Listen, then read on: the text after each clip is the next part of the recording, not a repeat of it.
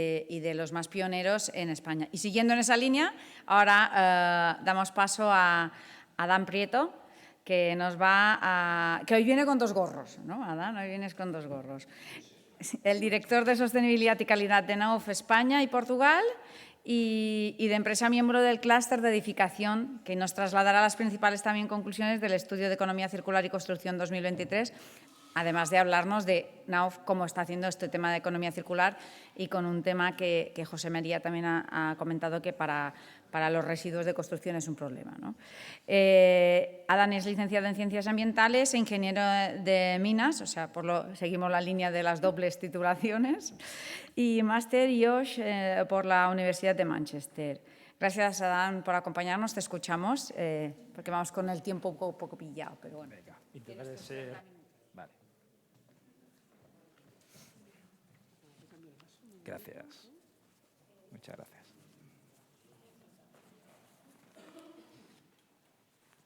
Gracias.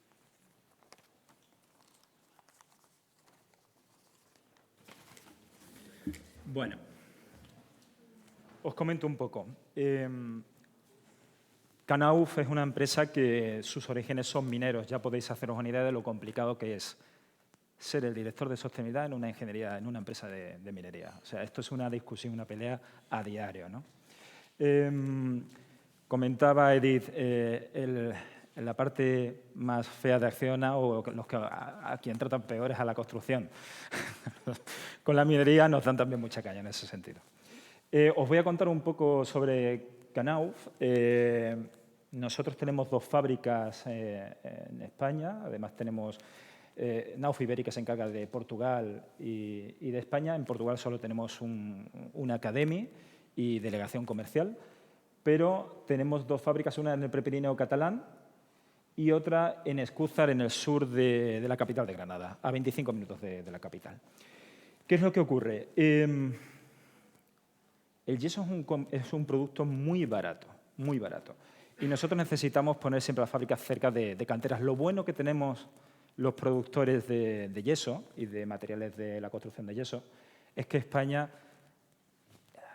voy a decir una frivolidad, pero está hecha de yeso, ¿verdad? Te caes y das en yeso. Nosotros tenemos canteras con una seguridad de explotar yeso de 50 generaciones que sepamos. Todavía podríamos seguir ampliando mucho más.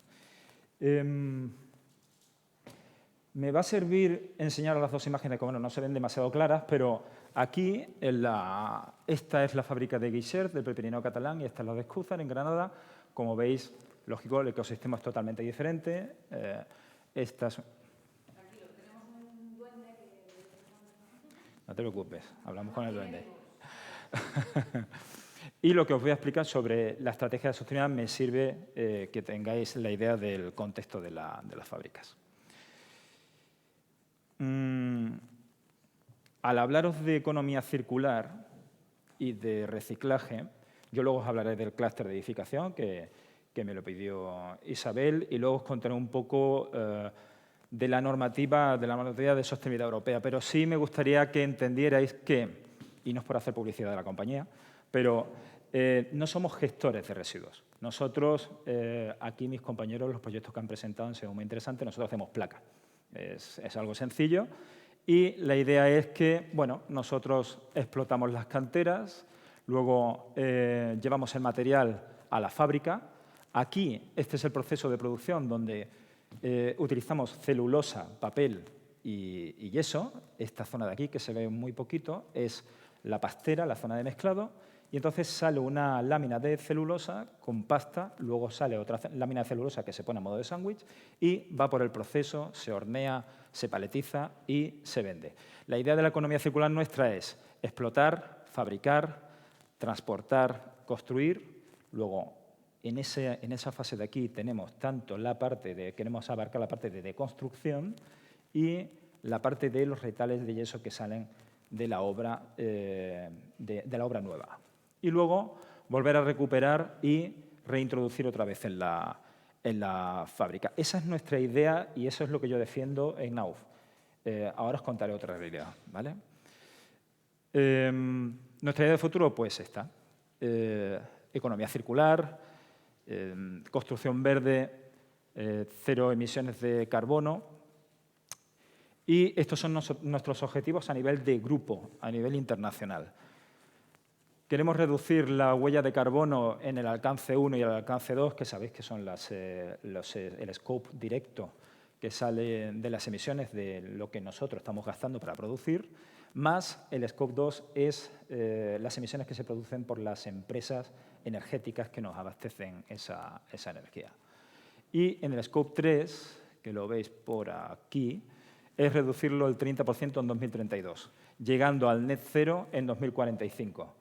Eso es lo que quiere el grupo. Luego los directores de sostenibilidad, si conseguimos eso no lo conseguimos, pero esa es la idea. Residuo cero a los vertederos. En esto sí estamos trabajando concienzudamente y no veo tan complicado ese límite de 2032. Reducción del consumo de agua de un 2% anualmente y ser líderes en economía circular. Una vez explicado la parte de los objetivos, tenemos varios proyectos. Por ejemplo, esta foto la saqué el otro día en Escúzar, en Granada. Ya nos llegó el primer camión con doble carga, de manera que reducimos las emisiones de la huella de carbono de 2 a 1 y también de los consumos.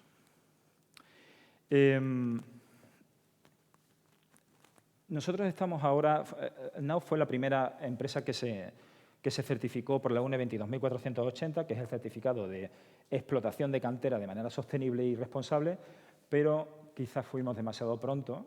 Yo no estaba todavía en la compañía, mi anterior compañero fue quien consiguió esa certificación, pero decidieron abandonarla y ahora estamos también trabajando en ello porque seguimos trabajando con la normativa y seguimos trabajando de manera responsable.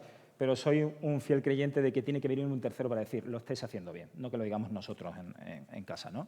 Estamos ahora en la primera fase, ya hemos pasado la primera fase y estamos en la segunda fase también de certificación.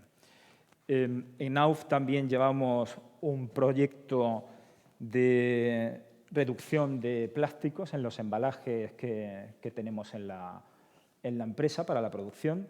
Y por parte de tacos y palés, y aquí entramos en la economía circular, estamos recuperando otra vez esos tacos y esos palés. Nosotros embalamos las placas de yeso por tacos, pero estamos reduciéndolo por palés, pero lo estamos reduciendo y estamos utilizando ahora tacos de madera que os enseñaré ahora y os enseñaré la estrategia de reciclaje. El grupo ya os he hecho una pequeña presentación de Nauf. El grupo del clúster de edificación.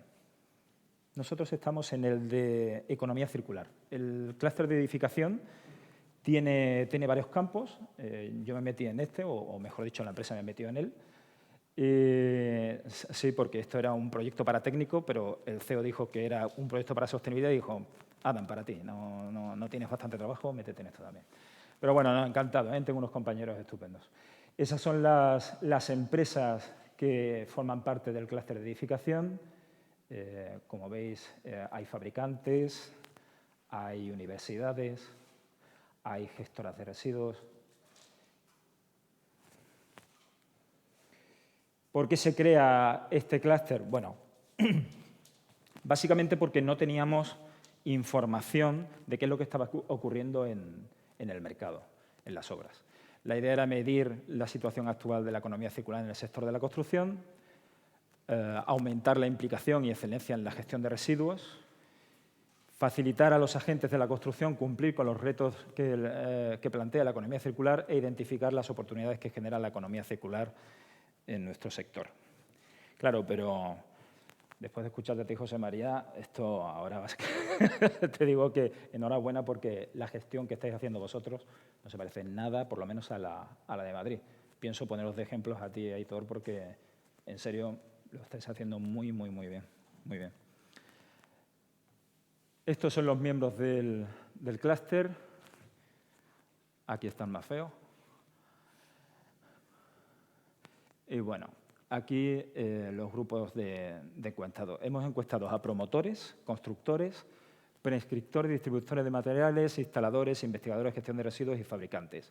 Hemos cogido un espectro muy amplio. Está representado, que sepamos, todas las áreas. Luego, en la encuesta sectorial metodológica, pues, como veis, en los canales encuestados, pues, había 8 sectores, promotores, constructores que los he explicado antes, y un número total de respuestas de 498 respuestas recibidas. Yo no he decidido no meter en la presentación la guía porque es extensa. Veis que hay 498 respuestas, hay 400 empresas que han trabajado en ello. Entonces, quien quiera esta guía, no tengo problema en daros el acceso a ella, ¿vale? Asociaciones, he enviado a 62 asociaciones. Porcentaje de respuestas en el sector, pues mira, promotores 4,62. Respuestas de los constructores 9,24. Fabricantes 11,24. Distribuidores 14%. Instaladores el 16%. Gestores de residuos 4%. Los prescriptores el 33%, son los que mejor se han portado, y los investigadores 6%.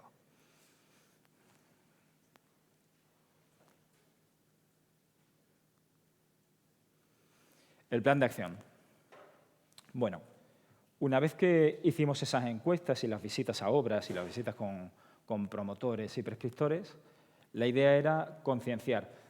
Antes lo ha dicho también Aitor, separar. La segregación es fundamental. Nos cuesta mucho dinero si los contenedores están mezclados. Cuesta mucho. Luego, además, los vertederos, cuando llegan cubas con... Ya puede estar el 90% segregado, el 95%. Si trae algo que no sea ese producto, nos lo pone como mezclado, ¿vale?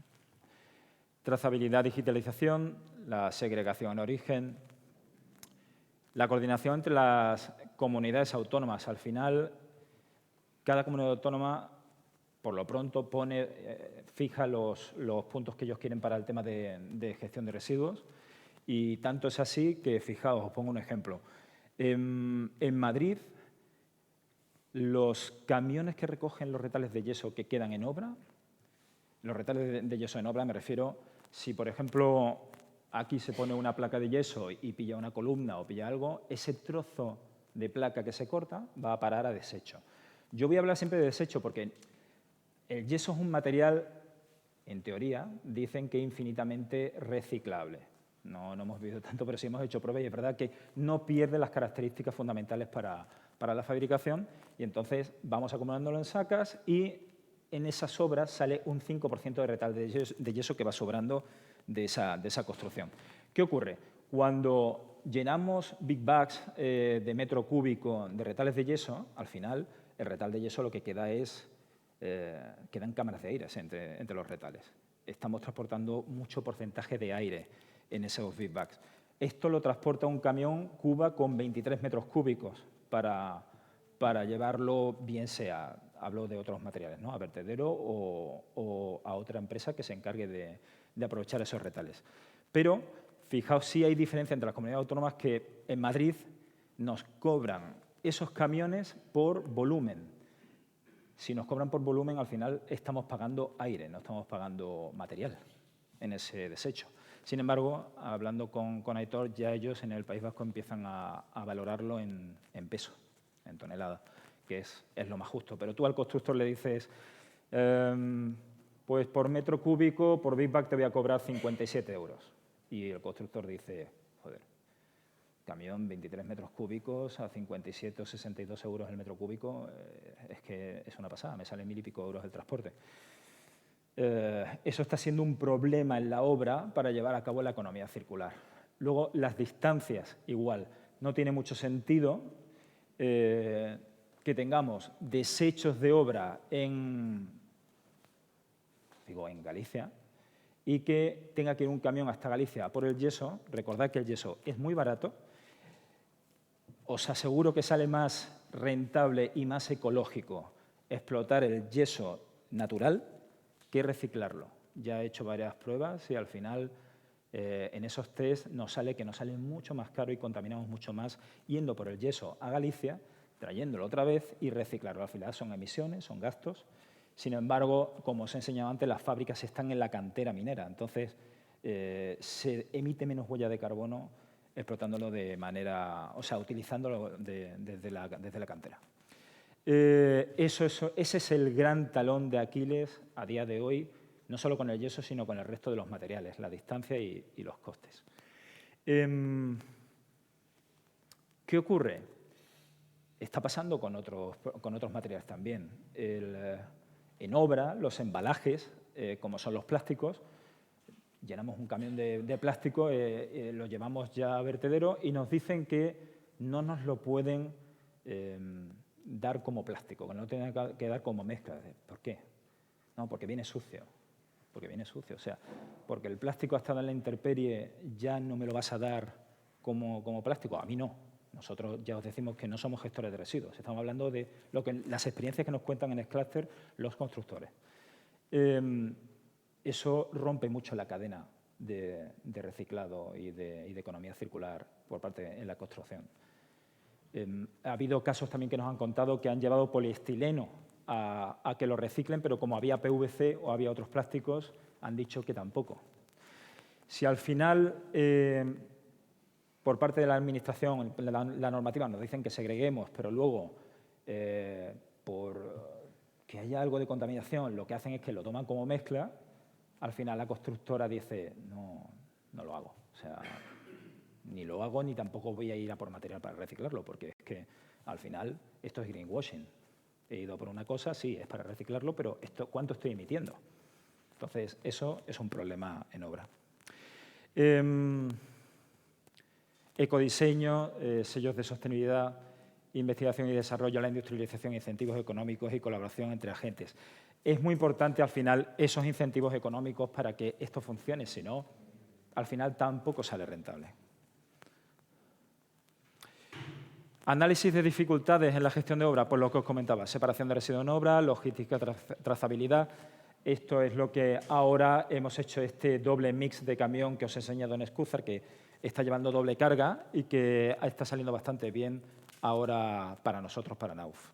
La jerarquía de residuos, el canal de reutilización de residuos y de digitalización. Luego, ideas de mejora en la gestión de RCD, pues bueno, colaboración con los fabricantes para establecer canales de reintroducción de materiales al proceso de fabricación, establecer metodologías para el tratamiento y separación de los residuos en obra y mejorar la logística para que sea factible ese traslado a fábrica. Voy a volver a mencionar, editor, separar, la segregación es fundamental. Luego a lo mejor nos encontramos un contenedor o una saca que tiene está llena de retal de yeso, pero luego tiene papel albal del camionero que ha venido y ha echado de la comida allí la lata de Coca-Cola y tal, y al final vas a la gente y dice, no, es que venía mezclado. Y dices tú, no es así, ¿no?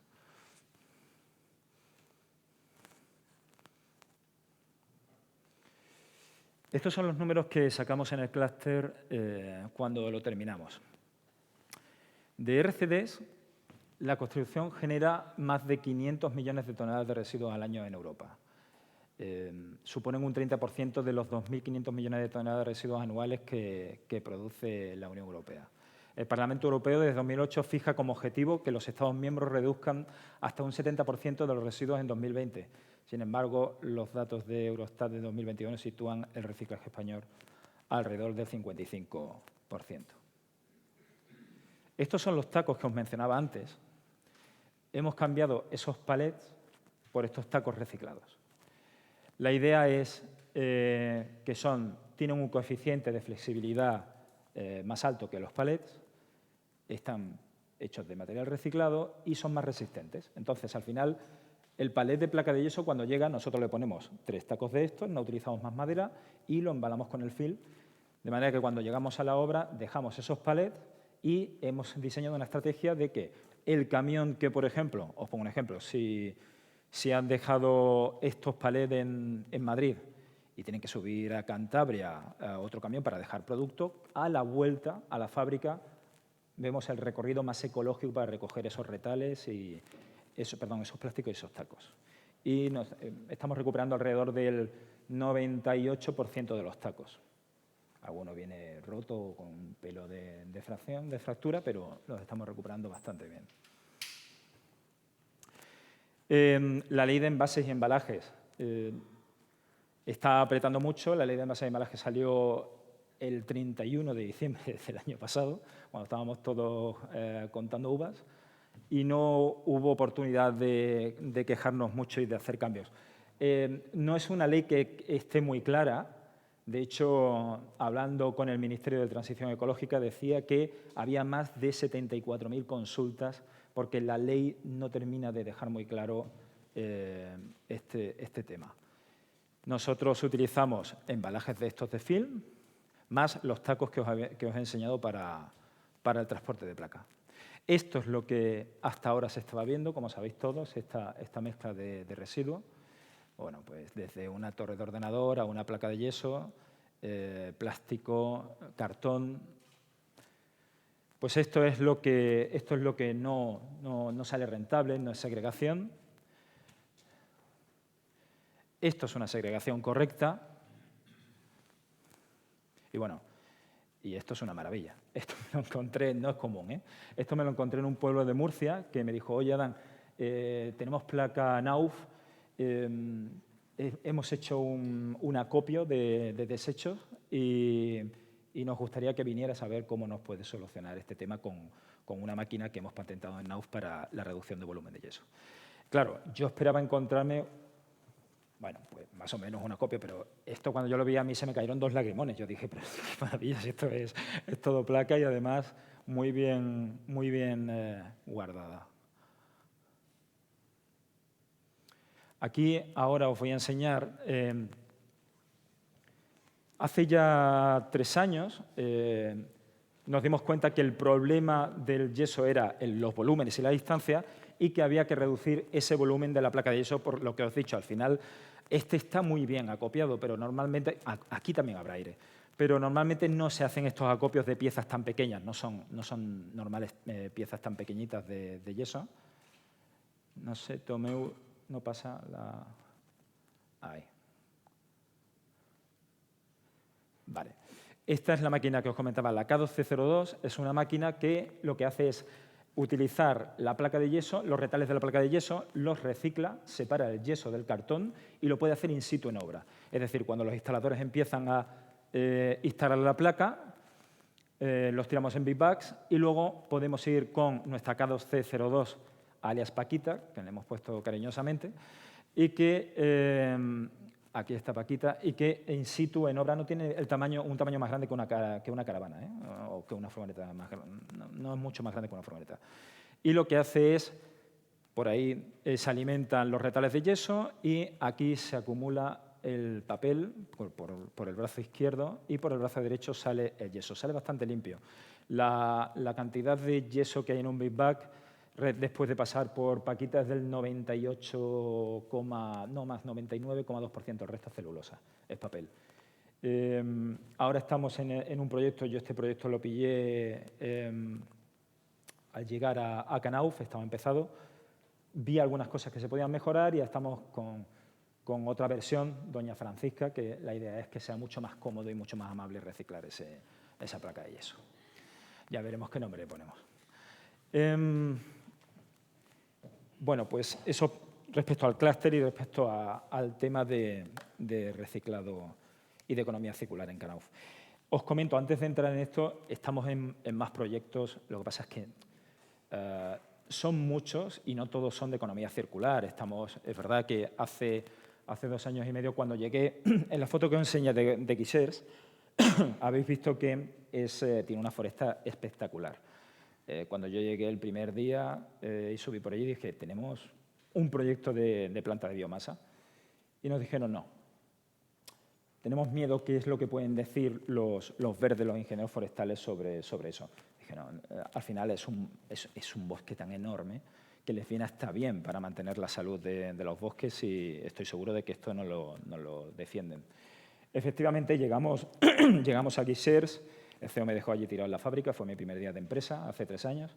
Y cuando fui al hotel por la noche, me dice la dueña del hotel, Adán, hay 9 personas esperándote en recepción. Y digo, ¿qué he hecho? Digo, no sé, ¿quiénes son? No, son gente de la administración de la zona, de Solsona y de Berga, y quieren hablar contigo. Y ellos venían a ofrecerme un proyecto de biomasa.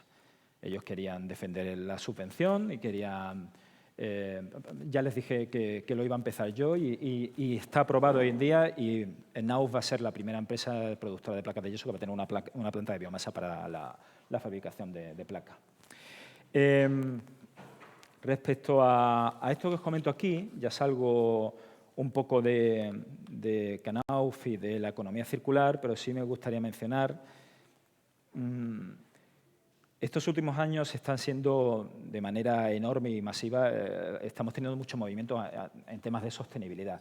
Y al final, todo esto que he explicado antes y todo lo que han explicado mis compañeros se sustentan en normativas, en reglamentos y escuchamos hablar pues de todo esto, ¿no? De GRI, de ISSB, de ODS, que vienen del EFRAG, de IFRS, y es algo que es bueno que tengamos en cuenta porque simplemente voy a comentaros que seguramente sabréis todos lo que voy a comentar ahora, pero es bueno que lo tengamos en cuenta. Es decir, actualmente una empresa que tenga un balance superior de 20 millones de activos, ventas netas superiores de 40 millones de euros y número medio de empleados de más de 250, una empresa que cumpla 2 de estos 3 puntos tienen que hacer un informe no financiero. El informe no financiero ahora, como sabéis, se modifica y se llama CSRD, que ha llegado para quedarse, ¿no? ¿Qué pasa? Ahora sale otra terminología que son los ESRS, que son los estándares de sostenibilidad, de reporte de sostenibilidad. Salió el 31 de julio, cuando estábamos todos en la playa, pero no es que la señora von der Leyen quisiera fastidiarnos la playa, es que querían adelantarse un poco al movimiento americano que iba a hablar de este tema también. El contexto es que, bueno, en España se aprueba el Plan General de Contabilidad en los años 90 y la idea es que ahora el informe no financiero o de sostenibilidad se iguale al informe financiero, que tenga el mismo peso. Para esto se crean 12 capítulos. Los 12 capítulos, aquí veis lo que os comentaba de los CSRD y SRS. Los 12 capítulos son los siguientes, son dos llamados los cross-cutting, que son los requerimientos generales y divulgación general, pero luego hay 10 que son los relacionados con la ESG. Dentro de esos 10, 5 tienen que ver con la E, con el tema de medio ambiente, y se toca el cambio climático, la polución, el agua como recurso, diversidad y ecosistema, uso de recursos y economía circular. Esto tiene mucho que ver con la taxonomía verde y con los ODS, que está muy vinculado. Luego, en la parte social, que muchas veces nos olvidamos de la parte social y hablamos mucho de la parte ambiental, hay 4 capítulos que son los referidos a la fuerza laboral propia, la fuerza laboral de la cadena de valor, las comunidades afectadas y los consumidores o usuarios finales. Y, por último, la gobernanza, que es el papel del gobierno en la compañía, los riesgos y oportunidades, cultura corporativa, comportamiento de la empresa y modelo de prevención de delitos e influencia de política y lobby.